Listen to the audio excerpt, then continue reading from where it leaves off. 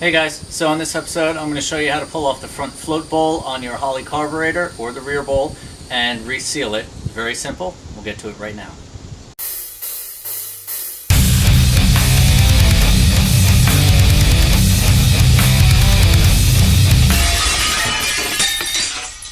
So first, to gain access, of course, you want to take off your air cleaner.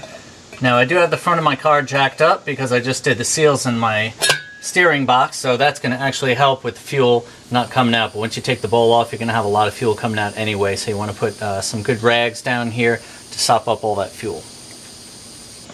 Okay, like I said, you are going to get a bunch of fuel leakage here, so pull out this vacuum line, get that out of the way, and I'm going to put this under here to catch whatever fuel we can, try and keep it in there. Now, depending on your fuel system, you basically have the inlet here if it's a double pumper. So you're going to disconnect the fuel line, and then you have the 4 screws here. We're going to pull those off, and the whole bowl will just come off.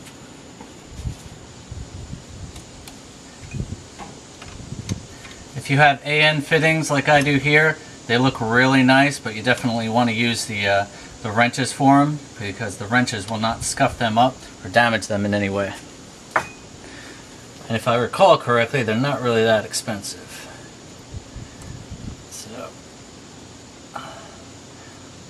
Disconnecting it here just because it's easier, and we'll just keep this with the bowl.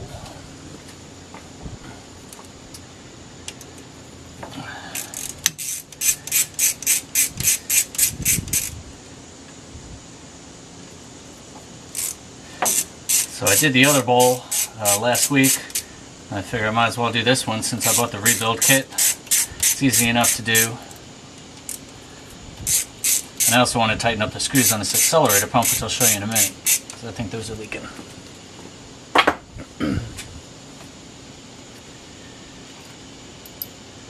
There's all that fuel that's in there, so that's all going to come out. Hopefully we'll catch all of that. These are all the same, so don't worry about what's what.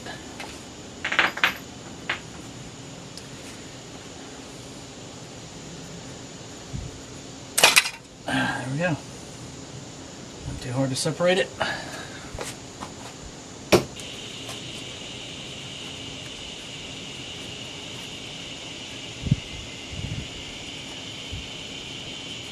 So you definitely want to clean up this fuel as quickly as possible.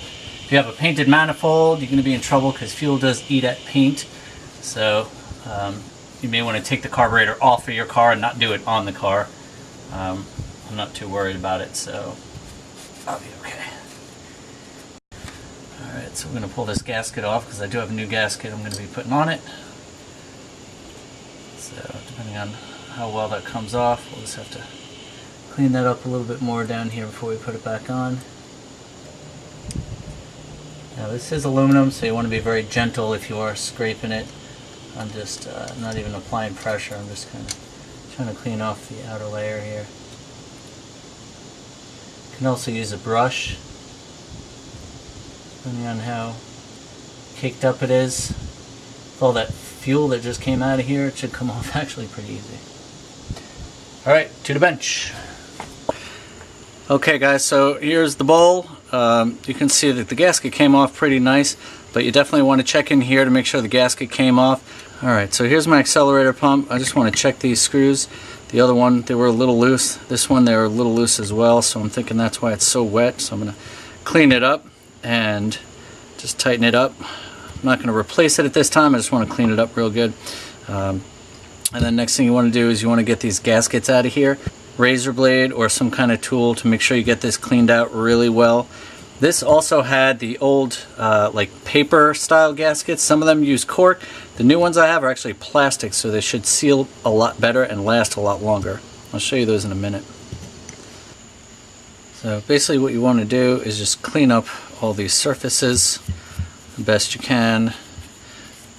Make sure these 4 screws are tight. If you do need to take this off, there is new gaskets for accelerator pumps in the kit.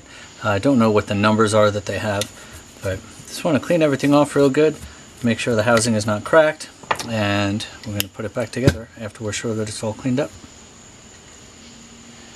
Now you want to make sure that these bolts are clean too. All the way around the outside here, you want to scrape them off and get those gaskets out of the way. So you can see the difference here. These are the old gaskets I had. They're kind of paper cork. These are the new ones. They're actually a plastic, so they're going to seal real well and they're not going to break down over time. So very good investment. Alright, so we'll prep these by putting the gaskets on them and getting them ready to go.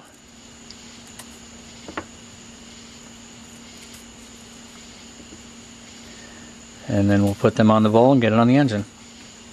This goes right into on the carburetor, so it'll sit in there nice. Depending on what kind of kit you get, some kits the gaskets may be reusable.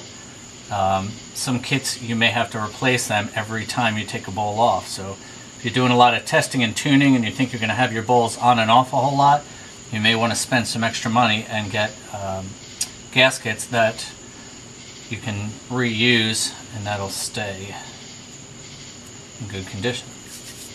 So with that on, alright, now I usually start with the top two just to get it situated. Make sure your fuel line's out of the way and make sure your accelerator pump arm is down and it's underneath this over here. So you got to kind of make sure everything's going in all the right way. And then once the bowl is up nice and tight, you can start these by hand to make sure they're not cross-threading. And then once those are started, you can get the bottom ones in.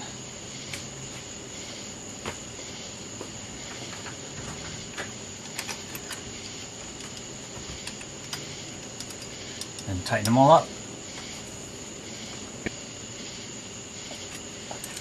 Alright, then you just want to tighten these back up. I always do a cross-hatch pattern just because it makes sense for everything else. I mean, I want to make sure it seats correctly, it tightens evenly. Now I don't believe there's a torque for these. Tighten it just right. And then after you get the bowl on and tight, again, just make sure that the accelerator pump arm is under the lever. Make sure these are all tight.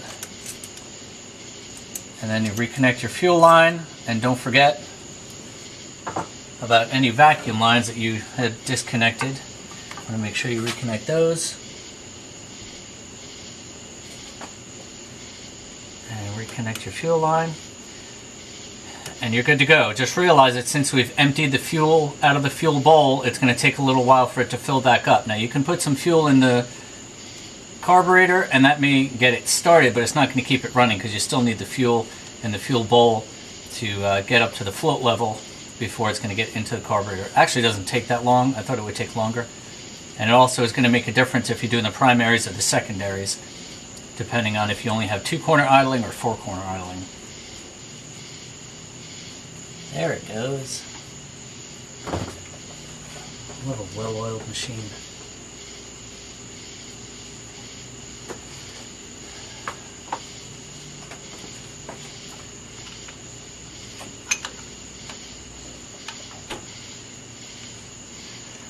And then like anything else with fluid, just check it real well for leaks once you start everything going.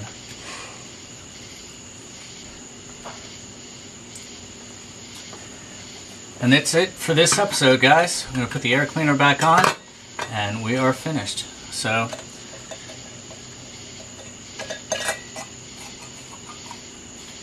not too much to it. Pretty easy job. Alright guys, well thanks for watching and I'll see you on the next episode. Well, that's it for this episode. You can leave comments below, give this video a thumbs up, and make sure to hit that subscribe button and the bell so you get notifications when new videos are uploaded. So thanks for watching, and until next time, stay positive and keep on wrenching.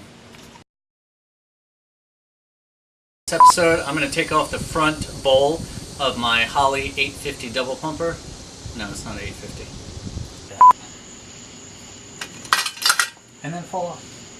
You obviously don't want to go too tight, but you don't want to go too loose either, so I don't really know what that means. Now I'm ready to start it up and piss off my wife.